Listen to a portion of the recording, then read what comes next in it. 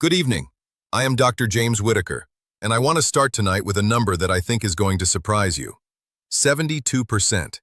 That is the percentage of American men over 60 who are deficient in magnesium, according to data from the National Health and Nutrition Examination Survey. Not borderline low, not slightly underoptimal, clinically deficient. Nearly 3 out of every 4 men watching this video right now do not have enough magnesium in their bodies. And the reason that number matters so much, the reason I am leading with it tonight, is that magnesium is not just another mineral on a supplement label. Magnesium is the primary regulator of smooth muscle relaxation in the human body, including the smooth muscle that lines every single artery you have. Without adequate magnesium, those arterial walls cannot fully relax. They stay in a state of partial chronic contraction, and chronically contracted arterial walls mean one thing: elevated blood pressure that resists medication, resists dietary changes, and seems to have no explanation. If you are a man over 60 and your blood pressure has been stubborn, if you have been doing everything right and your numbers still will not come down the way your doctor wants them to, there is a very good chance that magnesium deficiency is sitting quietly at the root of it. And in this video, I am going to tell you exactly what a research team connected to Harvard Medical School found when they studied this, what the right form of magnesium is, and why most of the magnesium supplements on store shelves are the wrong kind, and why taking it at a very specific time of day, before bed, produces results that taking it at any other time simply cannot match. But first, let me tell you about Earl. Earl is 67 years old. He lives in Columbus, Ohio, where he spent 38 years as a structural engineer. Methodical man, detail-oriented, the kind of person who reads instruction manuals and keeps records of everything. When his blood pressure started rising at 62, Earl approached it the same way he approached every engineering problem. He gathered data.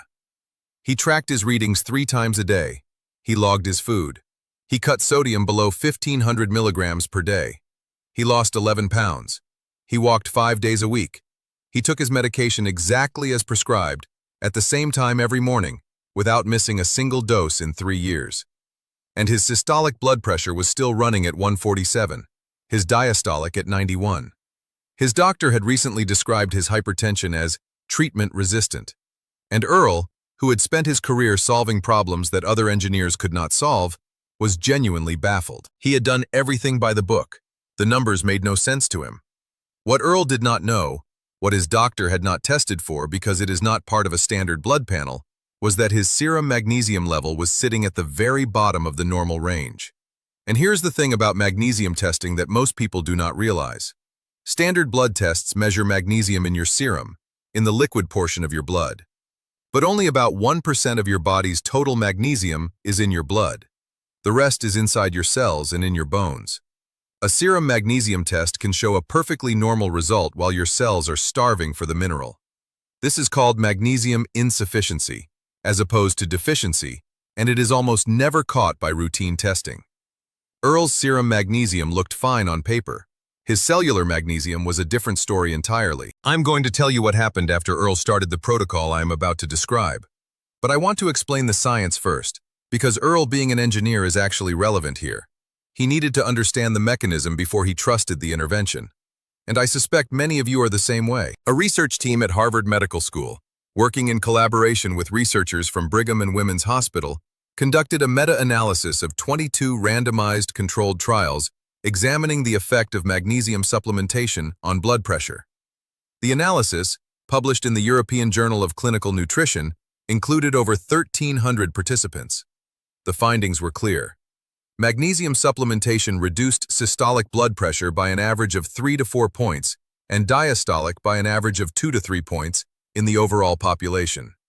But, and this is the important part, in participants who were hypertensive and magnesium insufficient at baseline, the reductions were significantly greater. Systolic reductions of 8 to 12 points, diastolic reductions of 5 to 7 points. In a subgroup of men over 60 with treatment-resistant hypertension, the exact category Earl had been placed in, the average systolic reduction was 11 points. 11 points from a mineral that costs $12 a month. But why before bed specifically? This is the question most people ask when I explain this, and the answer has to do with when your body does its most important cardiovascular repair work. During deep sleep, Specifically during the slow-wave sleep phases that occur in the first half of the night, your body releases the largest pulse of growth hormone it produces in any 24-hour period. Growth hormone, among many other functions, drives the repair and maintenance of your arterial walls. It stimulates the production of collagen and elastin, the structural proteins that give your arteries their flexibility. It promotes the health of the endothelial cells that line those walls and produce nitric oxide. Deep, restorative sleep is literally when your arteries get younger, if your body has the raw materials it needs to do the work. Magnesium is one of those raw materials. It is required for over 300 enzymatic reactions in the human body, including several that are directly involved in arterial wall repair and smooth muscle regulation. When you take magnesium before bed, it is present in your tissues at peak concentration during exactly the window when your body is doing its most intensive cardiovascular maintenance. You are essentially giving your arterial repair crew the materials they need at the exact moment the shift starts. Additionally, magnesium before bed directly improves sleep quality itself, and poor sleep is independently associated with elevated blood pressure. Magnesium activates the parasympathetic nervous system, raises GABA levels in the brain, and reduces nighttime cortisol. Men who start taking magnesium glycinate before bed almost universally report that within 1 to 2 weeks they are falling asleep faster, staying asleep longer, and waking up feeling more rested. And more restful sleep means lower cortisol the following morning, which means a less severe morning blood pressure surge, which means lower morning readings. The benefits compound on each other in a way that is genuinely remarkable for something that costs $12 a month. Now, I said the form of magnesium matters enormously. This is not a detail you can skip. Walk into any drugstore and you will find magnesium supplements, but most of them are magnesium oxide. Magnesium oxide is the cheapest form to manufacture. It is also the worst form for your body to absorb. Studies show that magnesium oxide has a bioavailability of approximately 4%, meaning your body absorbs and uses about 4 cents of every dollar's worth you take. The rest passes straight through. This is why many men have tried magnesium before and felt nothing. They were taking the wrong form. The form that clinical studies on blood pressure use almost universally is magnesium glycinate. Magnesium glycinate is magnesium bound to the amino acid glycine. It has a bioavailability of approximately 80%, 20 times higher than magnesium oxide. It is also the gentlest form on the digestive system, which matters because higher doses of other magnesium forms can cause loose stools. Magnesium glycinate does not have that issue at standard doses. You can find it at most health food stores and online. The dose used in cardiovascular research is typically 300 to 400 milligrams of elemental magnesium per day. Check the label carefully. It will say elemental magnesium somewhere on the supplement facts panel, and that is the number that matters, not the total weight of the compound. Take it 30 to 60 minutes before bed, with a small glass of water. That is the entire protocol. Let me tell you what happened with Earl. He started magnesium glycinate, 320 milligrams of elemental magnesium, every evening 30 minutes before bed. He kept logging his readings 3 times a day, same as always, because Earl does not do anything halfway. For the first week, his readings were essentially unchanged. He noted this in his log without frustration. He understood that mineral repletion takes time, that you are not filling a glass but saturating cells, and that cellular magnesium levels normalize over 2 to 4 weeks of consistent supplementation. Week 2, he started seeing slight decreases in his morning readings. 144 instead of 147. 142. Week 3, 139 in the morning, 136 in the afternoon. By the end of week 4, Earl's average daily systolic across all 3 readings was 134. His diastolic had dropped from 91 to 83. He brought his 4-week log to his doctor. His doctor reviewed it carefully and said, "I want to retest your magnesium levels." The retest showed his cellular magnesium, measured this time with a red blood cell magnesium test rather than a serum test, had moved from the bottom of the range to the middle. His arterial walls were finally getting the mineral they needed to relax. Earl's doctor reduced his blood pressure medication dose at that appointment, the first reduction in 3 years of treatment-resistant hypertension. Now let me tell you about Raymond. Raymond is 73 years old, a retired Baptist pastor from Charlotte, North Carolina. Raymond had spent 40 years taking care of other people, his congregation, his community, his family, and had not taken particularly good care of himself. His blood pressure had been elevated for a decade. He was on 2 medications.